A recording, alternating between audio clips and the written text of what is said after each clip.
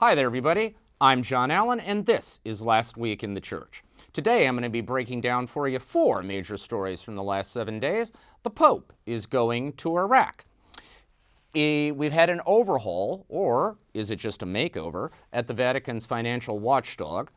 A court battle over refugees, human rights, and international law, and the death of one of Italy's happiest memories. Stick around.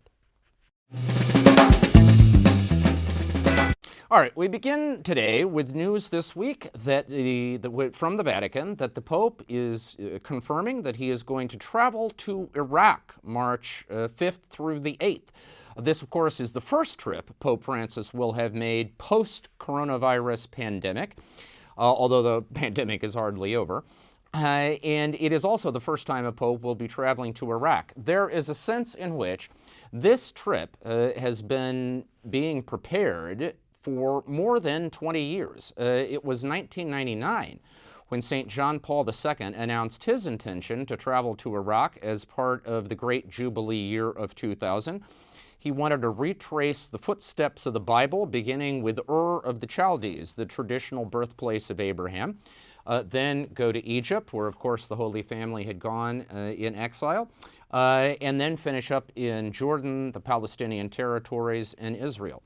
However, that trip, scheduled for 2000, was called off because negotiations with the government of then Iraqi President Saddam Hussein broke down. 3 years later, John Paul sent a special emissary to Baghdad in Iraq as part of the Vatican's last-ditch effort to head off the 2003 U.S.-led invasion of Iraq. John Paul dispatched emissaries to both Baghdad and Washington to try to promote cooler heads. Unfortunately, cooler heads did not prevail. That invasion proceeded. It, of course, left Iraq a shambles and has created political, economic, and security conditions that have prevented any other papal trip in the years since. Finally, however, Pope Francis has announced that come hell or high water, he is going to Iraq in March. He's going to visit Baghdad, the national capital. He will go to Erbil, the capital of Iraqi Kurdistan. He will visit Mosul, which was the capital of the ISIS Caliphate, self-proclaimed caliphate, in 2014, from 2014 to 2016. And in a hugely symbolically significant stop, he is going to be going to Karakosh. Karakosh is one of the traditionally Christian villages on the Nineveh Plains in northern Iraq. That region is considered the cradle of Iraqi Christianity, and Karakosh is considered the sort of centerpiece of that once thriving Christian belt across the northern part of Iraq. It was all but destroyed, shut down, shut up by the ISIS colonization from 2014 to 2016. But in the years since, it has been rebuilt, and slowly but surely, a share of those Christians are returning and attempting to bring that village back to life. Therefore, the Pope's presence there speaks volumes about his mission on this trip. This outing to Iraq has at least 3 levels of enormous interest and significance, and we'll briefly unpack each. They are the logistical, the political, and the pastoral. We begin with the logistical. Not only does a pope traveling to Iraq pose massive security issues, because let's face it, it is not like the jihadists and the remnants of that ISIS caliphate have gone anywhere. And obviously, the presence of a pope on what they would consider territory that belonged to the caliphate is, in a sense, provocative, and therefore, it means that the security dimension of this trip is much greater, thornier, more complicated than normal. But of course, this is also a trip occurring in the middle of a global pandemic. Yes, regulators in certain countries have approved a vaccine. It would seem that in early 2021, those vaccines will start to roll out, but it is hardly as if the majority of people on the planet will have been inoculated by next March, and almost certainly not in Iraq, an impoverished country where even if they had the money to avoid the vaccines, they don't have the medical infrastructure necessarily to deliver them effectively. And so the pandemic will still be with us. It will follow Pope Francis. It will be waiting for him when he arrives in Iraq. And that obviously complicates things as well. Although there is a sense in which the one problem here arguably helps with the other. That is, because of the pandemic, it is unlikely Pope Francis is going to be holding big public events. There probably will not be massive outdoor open-air masses for tens of thousands of people. There probably will not be large-scale youth gatherings on a hillside someplace. This is probably going to be a much lower-key affair. He will probably celebrate the liturgies indoors in a small church with just a handful of local faithful, clergy, and religious present. Meetings with government officials will probably be behind closed doors. And if there's going to be some kind of major rally for local Christians, it's entirely possible that that's going to be live streamed rather than done in person. Now, the fact that this is going to be papal travel on a smaller scale probably makes the security dimension of it all more manageable. All right, the political dimension of this. Obviously, Pope Francis is going to Iraq. Now, this, of course, is officially billed as a pastoral visit, but that's, in a sense, a kind of linguistic legerdemain, because when the Pope travels, there is always a political dimension. He's going in Iraq to try to accomplish two things. One, to revive the interest of the international community in the reconstruction of Iraq. That interest, of course, is flagged significantly in the wake of the coronavirus pandemic, when, frankly, government officials have simply had other fish to fry and limited resources have been tapped for public health purposes, domestic public health purposes, rather than international aid and relief. The Pope wants to restart the reconstruction program, and of course he wants to deliver a shot in the arm to the local Christian population there that is desperately struggling to make a go of it in the wake of their devastation during the ISIS period. It remains to be seen, of course, how successful Pope Francis is going to be on that front, but it is worth knowing that he really is the only moral point of reference on the global stage right now, even willing to give it a shot. Pastorally, the fate of that Christian community is of overweening importance. I think it is the most dramatic and most underreported Christian story of our time, what has happened on the Nineveh Plains in Iraq over the course of the last decade. This was the community arguably hardest hit anywhere in the world by virulent anti-Christian hatred in the form of the ISIS caliphate. It is also arguably the community that has shown the greatest bravery and resilience in response to that, buoyed by this massive international mobilization, humanitarian mobilization, led largely by private Catholic groups in the United States and Europe. In the United States, we're talking about the Knights of Columbus, the Catholic Near East Welfare Association, Aid to the Church in Need, Catholic Relief Services, all of whom, at the beginning, without a dime of government support or taxpayer money, invested huge in helping these Christians rebuild on those villages in the Nineveh Plains. I've called it Dunkirk in reverse. It's every bit as dramatic as the original Dunkirk, only in this case, the aim is not to get people out, it's to help them stay. And if Pope Francis is able to generate a new wave of support for that end, that alone would arguably make this trip worth taking. Keep your eyes on Iraq in March. It is going to be a fascinating tale to tell.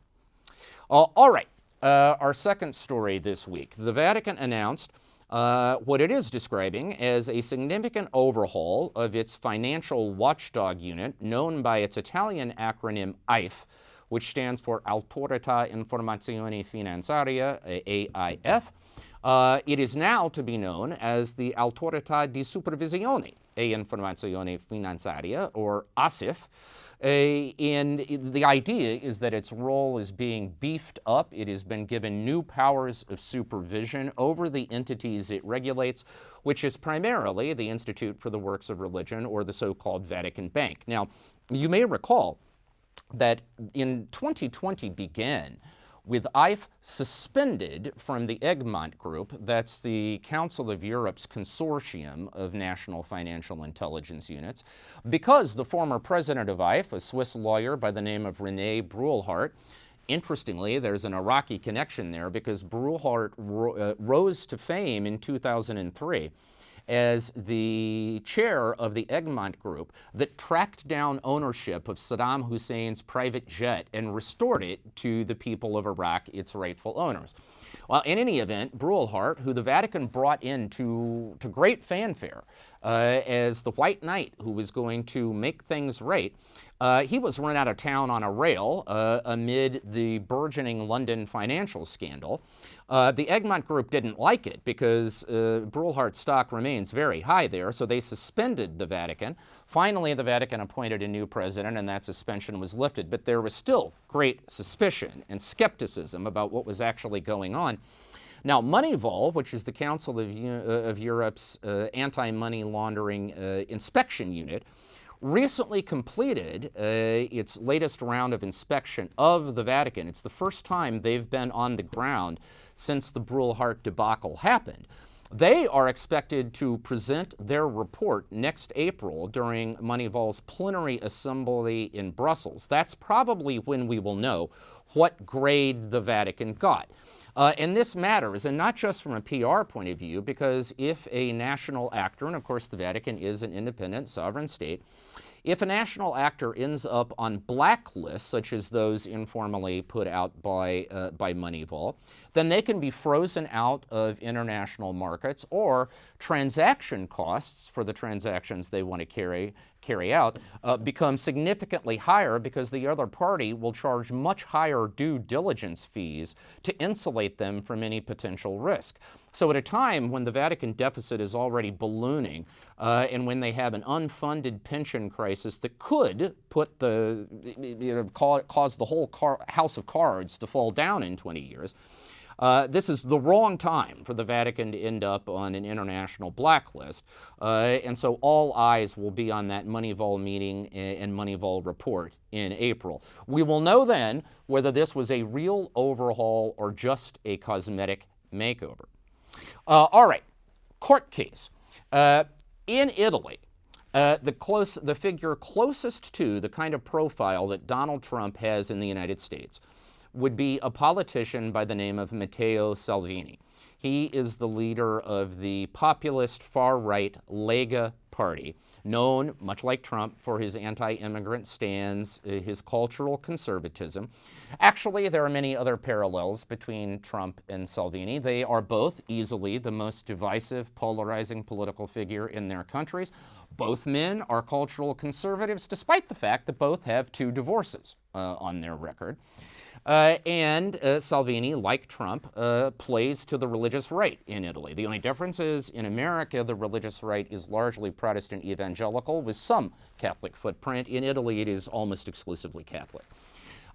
Salvini is now the object of 2 different prosecutions here in Italy related to his tenure as the country's interior minister, when in the summer of 2019, in 2 very high-profile celebrated cases, Salvini refused to let humanitarian ships that had rescued refugees in the Mediterranean Sea, he refused to let them disembark in Italian ports in Sicily, forcing those refugees to remain on board for 2-3 weeks, almost a month, in sweltering August heat and miserable sanitary overcrowded conditions, that is, unsanitary, overcrowded conditions. Several of them became ill and had to be medevaced off those ships. Others, in desperation, threw themselves into the sea in an effort to make it to shore. In the end, deals were struck that other European nations, and of course, because this is Italy, the Catholic Church, agreed to take responsibility for these migrants, and Salvini finally let them off. He is now being charged with essentially criminal kidnapping, unlawful sequestration of people by a court in the the Sicilian city of Catania. Now, the prosecutor there has recommended the case be closed on the grounds that you can't prosecute a government official for acts they are carrying out as part of their official duties. But the prosecutor in Catania the tribunal is charging that in this case, international human rights law, which obliges nation states to give safe harbor to refugees requesting asylum, that international law overrides the prerogatives of a national-level minister and is charging Salvini with a crime. In coming days, the Italian Prime Minister, Giuseppe Conte, is going to be deposed. in this case. 2 former ministers will be deposed. Now, formally speaking, the Catholic Church is not a party to it, but it is well known that both the Italian bishops and the Vatican were highly critical of Salvini for his handling of these cases. The boats were called the Giorgetti and the Open Arms. And that, as I said, the solution in both of these cases involved the Catholic Church agreeing to take up the responsibility that Salvini was refusing to allow the Italian government to perform. Memorably, when the Open Arms finally was allowed to disembark in Sicily, some youth from Catholic Action, which is the main Catholic youth organization here, gathered as those migrants and refugees were disembarking, singing a hearty round of Bella Ciao to them, which is what Italians sing to their friends and their lovers when they come back from a long trip. It's how you make somebody feel at home around here. So although the Catholic Church is not a party, formally speaking, it will certainly be a very interested observer. And this case is important because it could set the first precedent anywhere in the world that a minister, in effect a cabinet official in the United States, the equivalent thereto, that a government minister has been charged not for violation of national law, but for violation of international law, and that could have a significant precedent-setting value. Finally, this week, if you read the Italian papers or if you watch Italian TV, the stories you are going to be seeing actually aren't about this court case. They're not about the messy situation with Donald Trump refusing to concede defeat in the 2020 election in America. They're not really even about the coronavirus pandemic. The big story in the Italian press this week has been the death of Paolo Rossi, or as the Italians called him, Pablito. Famous Italian soccer player, probably not the greatest soccer player in Italian history. I mean, you could make a great case for that being Roberto Baggio or Paolo Melandri or Gianluigi Buffon. My personal favorite, Francesco Totti, because he played for Roma. But Paolo Rossi is at the heart of the happiest memory that Italians probably have from the last 40 years. In 1982, he was the captain of the Italian soccer team that won the World Cup. He scored 3 goals, the hat trick, in an elimination game against Brazil, and he scored the first goal in the final against Germany. You have to remember, 1982 was a very bleak time in Italy. These were the anni di piombo, the years of lead. The country was racked with terrorism related to the Red Brigades, this left-wing radical organization that wanted to bring down the state. They had kidnapped the country's prime minister, Aldo Moro, and executed him in 1978. This was the only time you have ever seen a pope in public curse God. St. Paul VI and Aldo Moro were childhood friends, and Paul VI went to San Giovanni Laterano, St. John Lateran, and gave this impromptu meditation in a memorial service for Moro when he basically looked up to God and said, "I was on my knees crying and begging you. Why didn't you help my friend?" It was a scarring, emotional, awful time. Italy was also in the grip of a massive economic recession, and on and on. And in that one brief shining moment in 1982, Paolo Rossi put on the blue shirt for the Italian soccer team. He waved his magic wand, and he brought a nation that was on its knees back to life with full-throated, unadulterated, undiluted national joy. And so his death this week was bittersweet. It meant the loss of a hero, sure, but it also meant for another brief shining moment at another dark time in the grip of a pandemic and its economic consequences, political instability, and on, that every Italian was reminded that we are still capable of joy. And that, ladies and gentlemen, is a lesson, the importance of which hardly ends at the borders of the Italian peninsula. All right, that's it for this week. Please join us next Friday. In the meantime, stay safe, stay healthy and happy, have a fantastic and blessed week, and I will talk to you again soon.